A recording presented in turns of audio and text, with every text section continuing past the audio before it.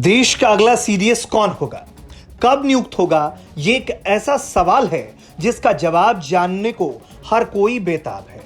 अब इस मामले में जानकारी सामने आई है।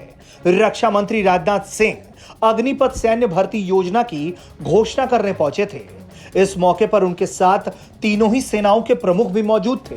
इस मौके पर भारत के अगले सीडीएस से लेकर वन रैंक वन पेंशन को लेकर पत्रकारों ने रक्षा मंत्री से सवाल पूछ लिया। तो रक्षा मंत्री ने भी कहा कि चीफ ऑफ डिफेंस स्टाफ की नियुक्ति जल्द होगी। वहीं वन रैंक वन पेंशन पर भी उन्होंने स्पष्टीकरण दिया। अच्छा, मुझसे पूछ रही हैं? मैंने तो बोलना बंद कर दिया है।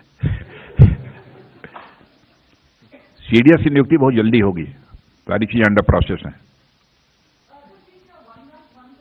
क्या बात है वन रैंक वन पेंशन।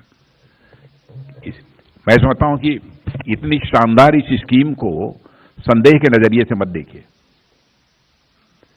इस देश की राष्ट्रीय सुरक्षा व्यवस्था को सुनिश्चित करने के लिए ही यह कदम उठाया गया है।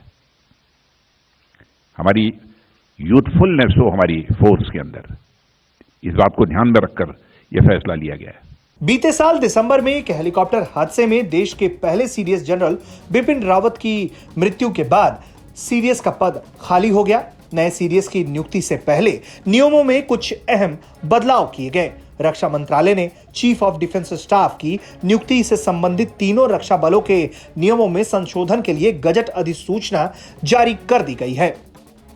अब सीडीएस की नियुक्ति के लिए सरकार उन अधिकारियों पर विचार कर सकती है जो लेफ्टिनेंट जनरल के समकक्ष या सामान्य समकक्ष के रूप में सेवा कर रहे हैं, या वो अधिकारी जो लेफ्टिनेंट जनरल या जनरल के पद से सेवानिवृत्त हुए लेकिन नियुक्ति की तारीख को वो 62 वर्ष की आयु को प्राप्त नहीं किए हैं।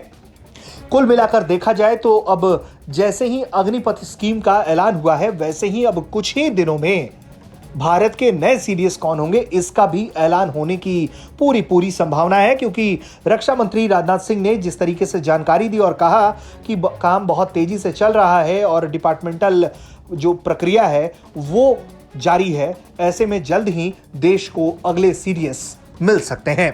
ब्यूरो रिपोर्ट, भारत तक।